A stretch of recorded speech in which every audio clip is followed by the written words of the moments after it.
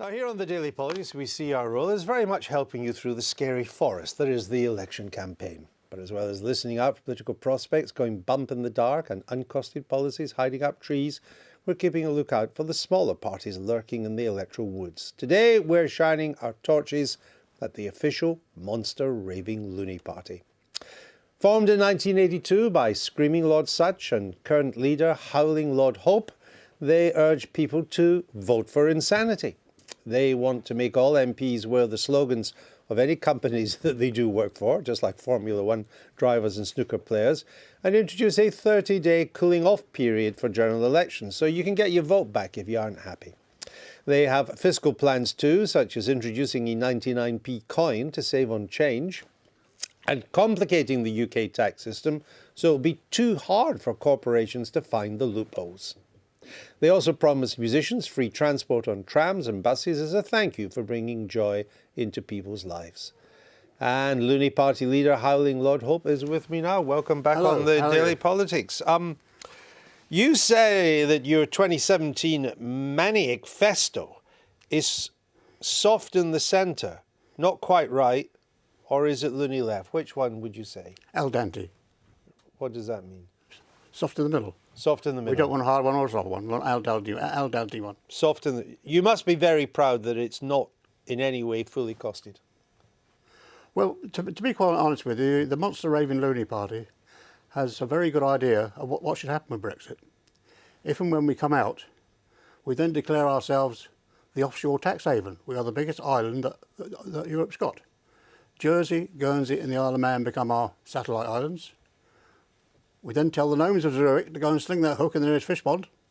We would then own Europe without Europe rolling us. Does Zurich still have... Only the Looney Party would think of this. Does Zurich still have gnomes? I think so, don't they? That was Harold Wilson that talked about the gnomes of Zurich. Yes, anyway, I mean, they're still there as far as I know. That may well be adopted. The Chancellor has talked about a different economic model if we were not to get a deal on Brexit. And I see that UKIP has adopted your immigration policy of one in, one out. Yes. You're ahead of your time. Of course we are. We're always ahead of our time. We found that if we put an idea in a politician's mind, over a year it becomes his idea and they act upon it. And over the years we've got many, many things through Parliament, as you well know. Theresa May has been warning of her phrase, a coalition of chaos. But I would have thought a coalition of chaos is right up your street. Of course it is. I mean, have you had any of the other parties sounding you out, see if you're up for this? Well, yes. I mean, Nigel Farage has always said to us, you know, we ought to form a coalition between us. And I've always said to him, yes, Nigel, you keep, we sleep. I mean, you've had other... Very well. You've had other ideas pinched by parties. 24-hour drinking, pet passports. Passports for pets. What of your current policies do you think the other parties will pinch? Well, I think Jeremy Corbyn has been talking about a bank holiday on St George's Day. We advocated that years ago. Did you really? Yes, we really did. You are ahead of your time. If you want tomorrow's policies, vote for us today.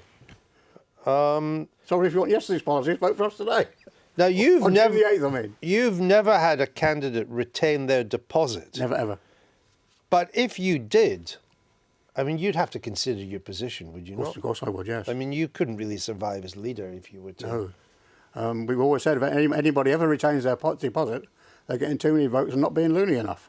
And you are the UK's longest-serving political leader too. 17 years, yes, dead right. So, I mean, there's a good record there, isn't there? If you show some kind of success about being too electable or coming up with policies that other parties are pinching, I mean, I would suggest your position We trouble. have always said the monster Raving Looney Party is the parliamentary think tank. The parliamentary think tank. They pinch our ideas all the time. There's nothing we can do about it. Who's doing the thinking in your party? Me, all the other members. In fact, on our looneyparty.com, if you go on there and click along the top, there's a piece on there you can send in your own policies. And at our party conference in Blackpool, we then look through them, see which ones are good and see which ones we're going to use.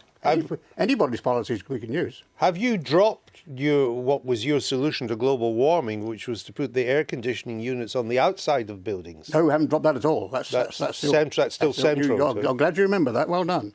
Yeah, well, I thought it was interesting. Yeah. What do you make of this constitutional proposal that there can be a 30-day cooling-off period after you vote, So you can decide if you want to take your vote back. You reduce the voting age to 5 years old, because that's how MPs behave at PMQs, and relocate Parliament to Wormwood Scrubs to save MPs the commute. Quite hard to find a consensus for that. It's been a great honour meeting Howling Lord, actually, Yes. and I think this is your 25th contest of the Yes, polls. 20. I think there should be a father of the polls, like there's a father of the house, and I Yes, think it would be you, wouldn't it? Because it's 25 elections in a row. Yes. It's glorious. You're part of the continuity of the realm.